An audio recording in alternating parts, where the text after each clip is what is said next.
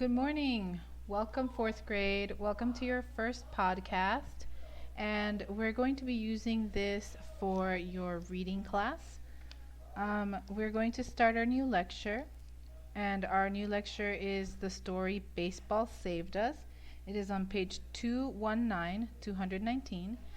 And so what's going to happen is I'm going to read to you. And I want you to follow the lecture with your book. And then after the lecture, you're free to come back and read the subtitles. They're both in English and in Spanish. And then at the end, on the comment section, I will leave one question for you to answer. When you answer, please put your name or your initials so that I know it is you and that you have listened to the podcast. That way I can write you down into my notebook.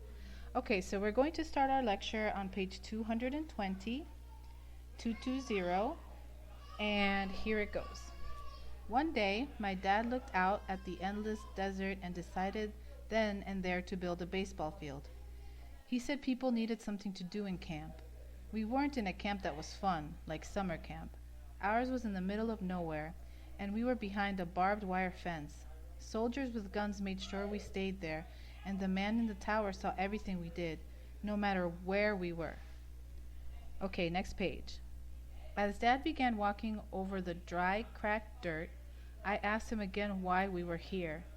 Because, he said, America is at a war with Japan, and the government thinks that Japanese Americans can't be trusted. But it's wrong that we're in here. We're Americans too.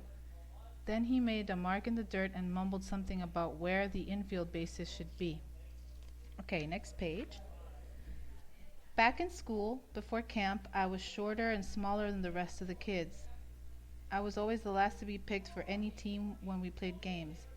Then a few months ago, it got even worse. The kids started to call me names and nobody talked to me, even though I didn't do anything bad. At the same time, the radio kept talking about some place far away called Pearl Harbor. One day, my mom and dad came to get me out of school. Mom cried a lot because we had to move out of our house real fast, throwing away a lot of our stuff. A bus took us to a place where we had to live in horse stalls. We stayed there for a while until we came here. Okay, next page. This camp wasn't anything like home. It was so hot in the daytime and so cold at night.